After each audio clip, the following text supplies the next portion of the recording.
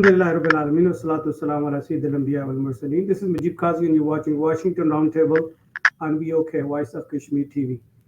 I'm joined by Ambassador Dr. Jamil Ahmed Khan, who is the former ambassador to Pakistan, and he is a seasoned diplomat who analyzed an analytical viewpoint of view on the current situation. We are going to talk about the current Prime Minister of India's visit to Washington, his record of human rights violation. He has on his record one time when he was the Chief Minister of Gujarat, he burned live in front of the world over 2,000 Muslim in the state of Gujarat.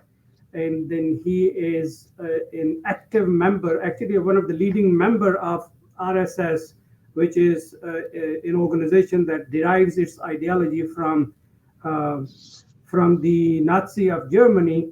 And at one time he was banned to enter in USA, and unfortunately the situation have changed. And now he's the Prime Minister of India. He is being welcomed in the White House, which considered to be the symbol of democracy for the world, as well as current President of US, Joe Biden, who claims to be the champion of human rights, is welcoming him. And there's a contradiction that we will talk about it. Ambassador, welcome to the show. Thank you very much for having me. What do you make of Prime Minister Modi's visit to Washington? The Prime Minister visit to Washington is in two parts. One is obviously he's come to the United States for participation in the United Nations General Assembly. That's one part, but the Washington visit is altogether the geopolitical visit of of Modi, where they are going to discuss sets of the geopolitical development and dynamics in the region and around the world, and where the two countries' leader, Joe Biden and Modi, it appears they are going to discuss and draw further strategies along with their team of Indo-Pacific Ocean, and what way there could be resistance of all kind against the China. So that is one aspect, but at the same time, Modi would try and attain his further stature in terms of the fact that he would like to have some cover what he has been doing during his past tenure of prime ministership in Kashmir in particular, and in India as well. So basically, it has again two dimensions. One is India always utilizes these global geostrategic dynamics and the interest of US in their own interest of basically advocating and advancing their overall plan of RSS, whose political wing is BJP. So, and once I indicate that at the macro level, that is what it appears, that they would like to have a cover against all kind of violation which they are making in Kashmir, and against the Citizens Act in India, against the atrocities against minorities in India, and against the lynching of the minorities, particularly in Muslim in India. So if that cover is not taken, then in that case, India can be penalized and can be brought under the international law and international justice. So the other dimension from the US point of view, from Joe Biden points of view, he has two choices. One, that he is the proponent of the human rights. This what as a senator and as a vice president he has been mentioning and he has been advocating. And then second aspect is, how is he going to attain or advance in his mission, in his foreign policy goals in this region, particularly the Indo-Pacific Ocean against China. The policy which was there against China during Trump time, or particularly during Trump time, it was evolved even much before. But the same policy, almost with different wordings, is being told by Joe Biden. So having said so, very recent Quads meeting and the agreement of this Australia, UK, and US. All these things, if we have in our mind, then this what is going to be. Some of these points are going to be perhaps discussed with the Joe Biden meeting. But the overall behind the curtain aim and objective, it appears, of Modi government and Modi is the RSS based all the plans which they have, even for future of this India. So and the way they have planned, the Modi administration has planned to deal with Kashmir and to deal with the minorities, particularly in Muslim. So that cover, I guess he will have it. And what way can he have this cover from Joe Biden? Joe Biden so far has hardly criticized, hardly has mentioned, hardly has taken any resolution into General Assembly or Security Council, or hardly has given any indication that if nothing else, he might as well go for some sanction in light of the human rights violation which is taking place in India. So he has not done any of these things, and I am not expecting that Joe Biden is going to mention about human rights violation in India, even in his speech. And probably, if I remember it correctly, there was hardly any mention of Joe Biden in the General Assembly speech, or even in this meeting of the joint communique, which I'm expecting. I don't think he's going to make a very strong mention about the human rights violation or what is happening around in India. So what does it boil down to? It boils down to one thing, that India now, as a countermeasure against China, is acceptable in all forms of whatever it does against the human rights violation, which comes under the ambit of violation of international law. And what is that international law? If such violation takes place in a territory which is disputed, such as Kashmir, then Geneva Convention Article 49 is applicable on that. And if that happens, then that also attracts the statutes of International Criminal Court, Article 8 of the International Criminal Court. The same article is being applied by other Kosovo and other places, but this article, I guess, would not be applied against people who are doing these atrocities, including Modi. See what happened about Gujarat. Gujarat massacre had taken place. Modi was fully involved. The European human rights investigation teams had proved it and had found that he is the person behind the whole game of Gujarat massacre.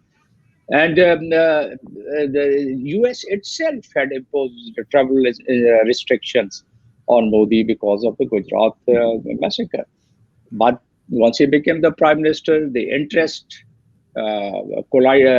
converged, and the interest of India and US converged. So everything is fair in such achievement of goals of their foreign policy and the interest. So therefore, the world will keep having such human rights violation at so many places, whether it's Kashmir or Palestine or Syria or what happened in Iraq and what happened in Afghanistan, so or what is happening even now. So all these, I think, events and all these attitude for the screen of the camera would be different, and for the purpose of implementing their goals and implementing their targets, I think they would not really bother about such violation once it comes to convergence of interest. Yes, if it's a collision of interest, then of course all these laws can be implemented. Well, the human rights violation is one thing, and not talking about while they're meeting at the Quad session in White House is another thing. But I'm pretty sure that they are well aware of the history of India, because India, for the longest of its time, have been in line with then Soviet Union, and they were reaping the fruits of their economical developments, the armaments, the weapons, and they were when there were two superpowers, they were in line with the Soviet Union. The moment Soviet Union collapsed, they changed their alignment with US. So if they were not loyal to Soviet Union, why would US will think that India will ever be loyal to or maybe of any use in your analysis about the China Pacific Ocean treaty that they are trying to utilize India against China. Uh, don't you think that they would U.S. is making a huge mistake because compared to Pakistan, who has not only sacrificed 80,000 people in order for to fight the war that they were not even part of. So why do you think the U.S. would trust India in first thing, and secondly, why on earth? What is that main reason that the President Biden would not talk to Indian Prime Minister during his meeting in Washington that he need to stop human rights violation, protect the rights of the minorities, give the due rights to the people of Kashmir, and accept that the Muslims living in India are the Indian citizen, why they are being treated as second class citizens. Well, if we assume that the Joe Biden and his administration are the proponent of the human right violation in its true sense, then yes, all these things might as well be considered during the meeting and might as well be made as a talking point. But if we review the development of the geopolitical situation in this entire region and the way U.S. Uh, uh, tries to attempt to engage with the people and with the world has now amply clear has been amply clear now that U.S. Goes for such interest which may compromise all these international values and international law. And I just gave you the example. Now, second is why U.S. should trust India. Now, US feels, I guess, in my opinion, US feels that they have been able to enter into a legal instrument that is the international legal instrument in which they have the pact, Defense Cooperation Pact, and they have the pact on information technology exchange. They have about two, three more pacts. And by virtue of which Indians have given them Gujarat seaport for the in the garb of logistics, but that could be utilized and probably being utilized for other military purposes as well.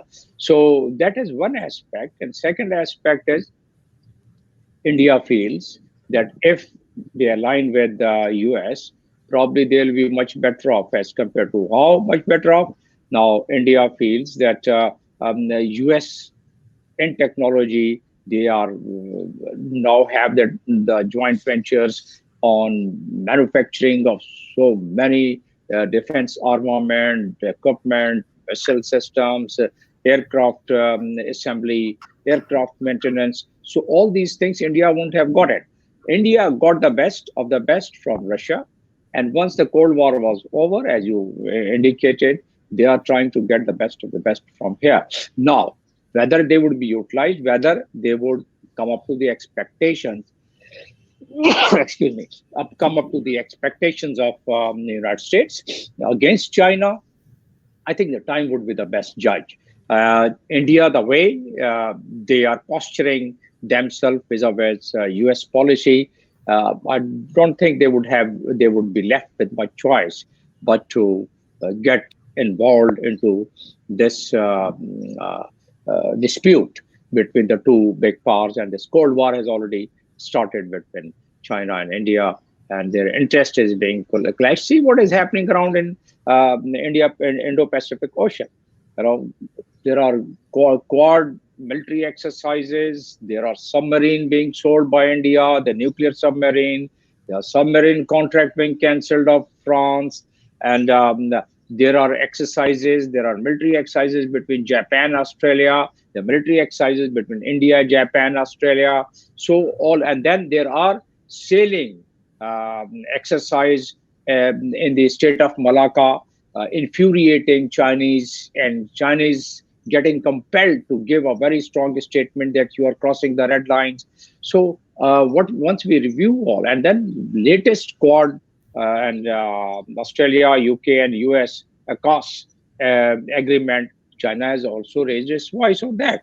So India is now a major player in this entire posturing and entire the alignment of the US interest and the combined converging interest of the Quad members and the other members in that region, including Philippines and Indonesia, Malaysia, Singapore, and all these countries. So from that perspective, if we see, India might be thinking that they can get away from this development, but they are reaching to a level of a level from where it will be very hard for them to return. And if they return from there, then they will have to pay. They will probably be made to pay a heavy cost, not only in the in the light of international laws and agreements, what has been done between these Quad countries and US in particular with India.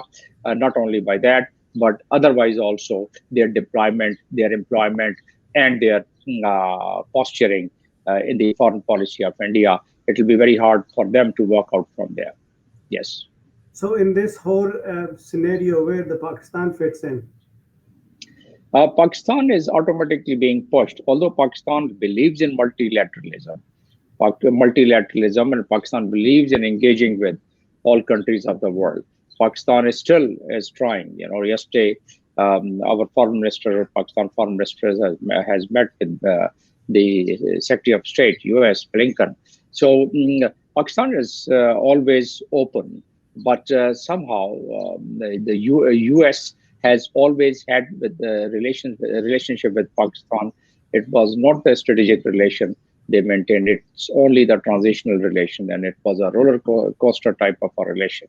Now they have been having the best engagement of Pakistan in their favor, which was Doha Agreement and the engagement with Taliban. They wanted to come out from their recent past I'm talking about. Otherwise, if we go into the history from U2 and airbase and from 62 onward, we can review all these cooperation which Pakistan had given, but Pakistan was not really recognized in view of not only the advantages given to the US, not only Pakistan has a huge contribution. I don't know whether if we review that contribution, whether US deserved it or not, but that contribution where US became the unipolar power of the entire world because of Pakistan contribution. Once Pakistan got fully involved in giving resistance to USSR, and USSR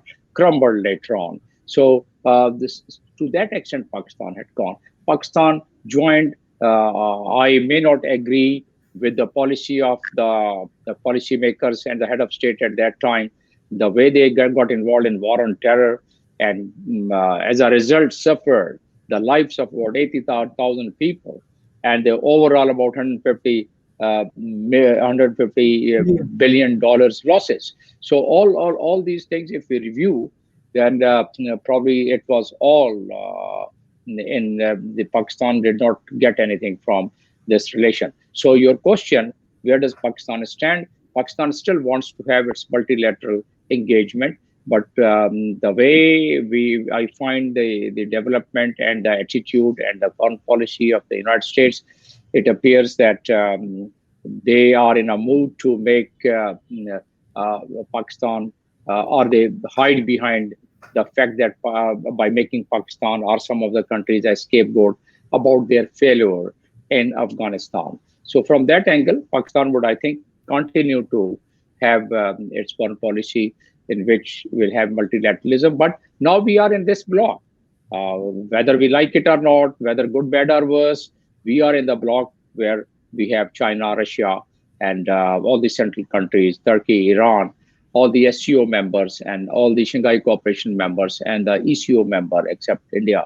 The Shanghai Cooperation once we talk about Shanghai cooperation, the way the development is taking place, I don't think India would continue to stay in Shanghai Cooperation Organization because there would be a conflict of interest to have India in the Shanghai Cooperation Organization in the future development. I'm talking about whether it's this year, next year, or many years afterward. But I don't see India would continue to be a member of Shanghai Cooperation Organization because of this geostrategic and geopolitical conflict of interest with this. Although the Charter of Shanghai Cooperation Organization does not have any mention, and obviously it cannot have any mention about the conflict of interest with other countries, but the posturing and the deployment, the way it is taking place, it automatically goes detrimental to the interest of the members of the ECO, Economic Cooperation Organization, and the Shanghai Cooperation Organization in the countries of this very bloc where we are located. So looking at the SCO conference and then the Prime Minister's of Pakistan's statement, and then what we saw, what happened, the New Zealand team, decided not to play in Pakistan. And then the next day we saw the press conference by the two of the federal ministers giving the digital detail of the conspiracy that was created in India, and then obviously end up having this, a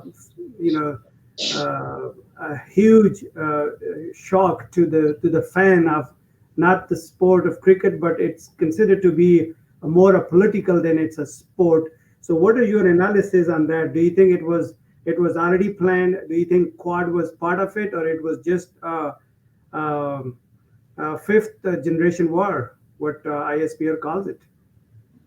If we review it, the way development had taken place, the withdrawal of New Zealand team and its impact on Pakistan, impact of Pakistan image, impact, of course, with the sentiments of the people of Pakistan, the cricket lover, that definitely has been heard. But going beyond that point, I would say Pakistan image and the confidence of the investor in Pakistan.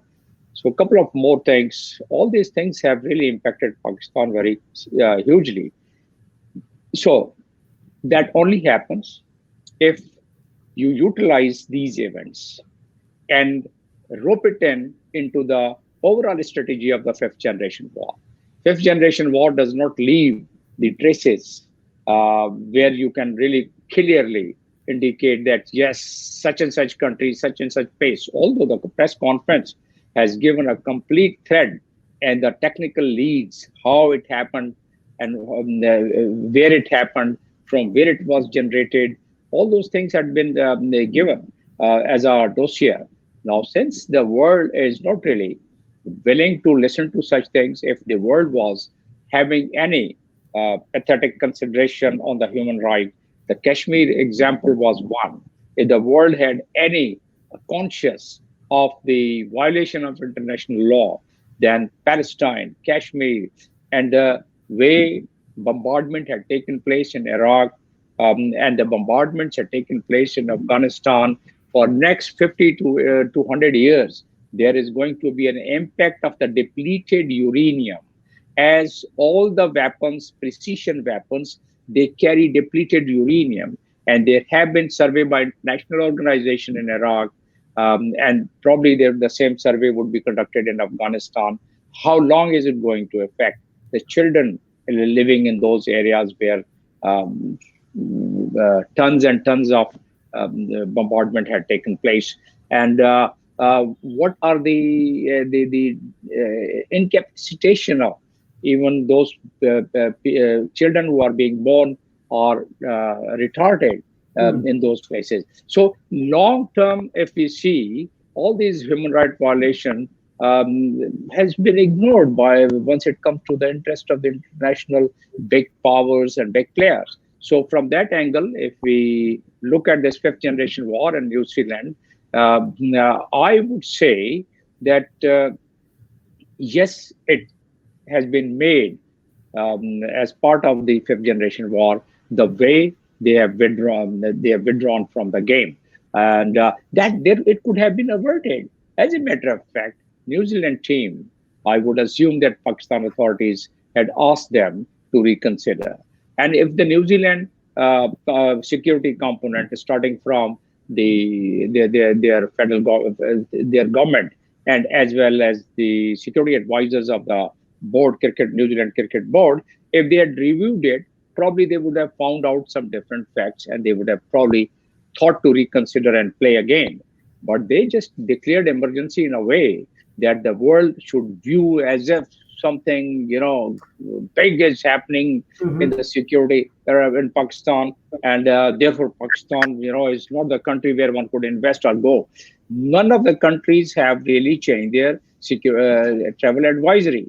Pakistan, if we just normal on a open media or open source, if we do the research, Pakistan, there are very few incidents of this nature, and those incidents are directly connected with certain organization which Pakistan has already mentioned. Life as normal. Everything is going on in as normal in Pakistan. The offices are working, the judiciary is working, the government instruments are working, citizens are having their normal thing.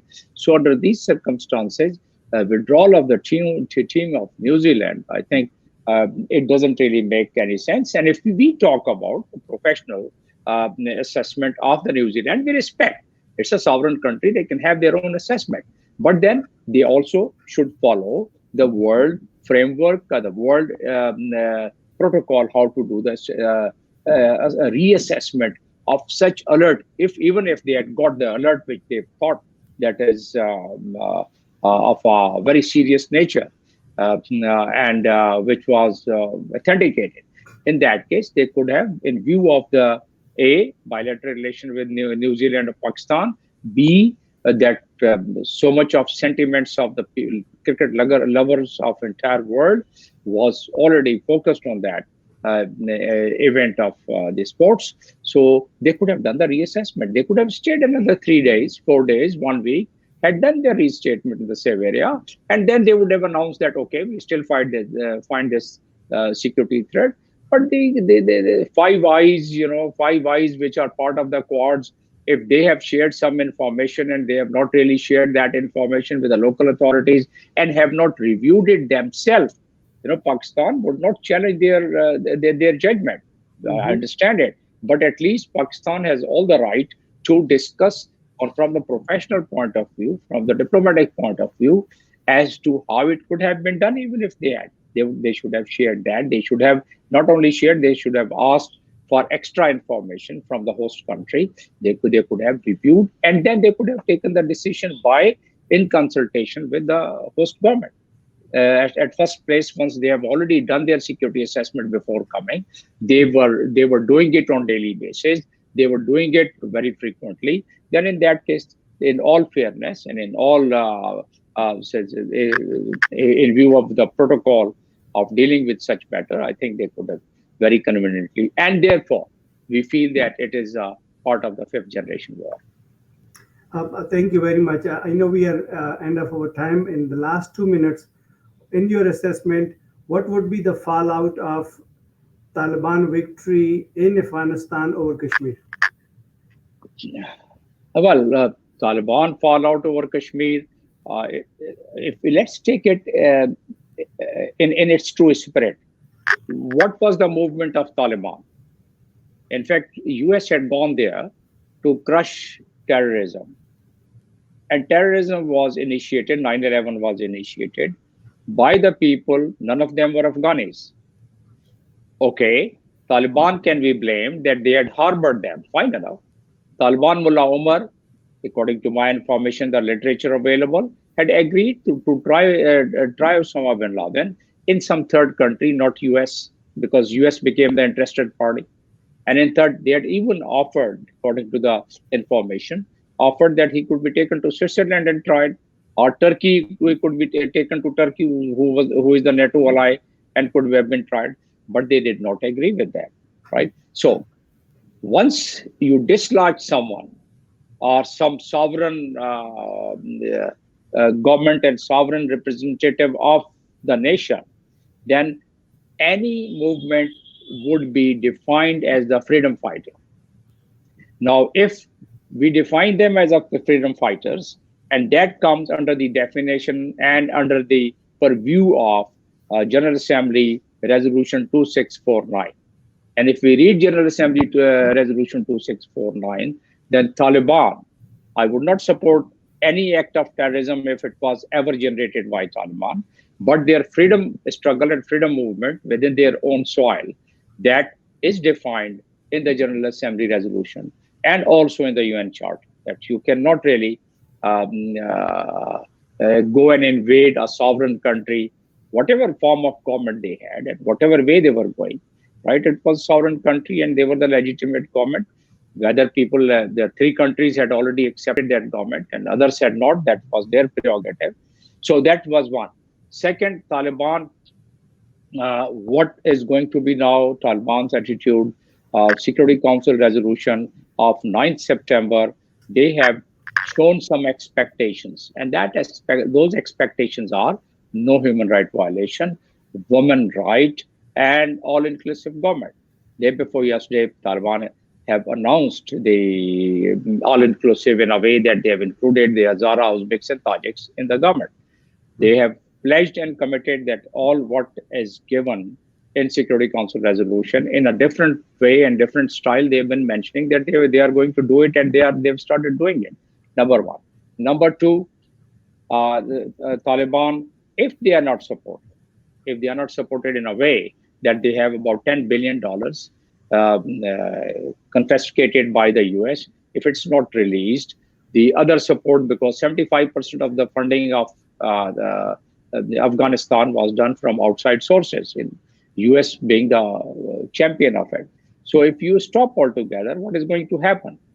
Obviously, people will not get salary, they'll start dying, they'll have the weapons, and then they will start finding other means. Then again, there would be a disruption, there would be a disturbance, there would be a civil right, and it would become a home ground like even now Somalia has Al-Shabaab, and if you make a country totally destabilized, ungovernable by Taliban, then the problem, even the Prime Minister Imran Khan and other countries, neighboring countries, they are quite apprehensive that that would become detrimental for Pakistan. As a matter of fact, Pakistan is again if that happens, it's going to be a victim once again, and Pakistan would not like that, and the world, as a matter of fact, because the other entities and other groups of terrorist group, whether it's ISIS, Daesh, or any other group, they can start operating from there, and then again Afghanistan and Afghan Taliban and other people would be blamed. So in fact, the world is seriously considering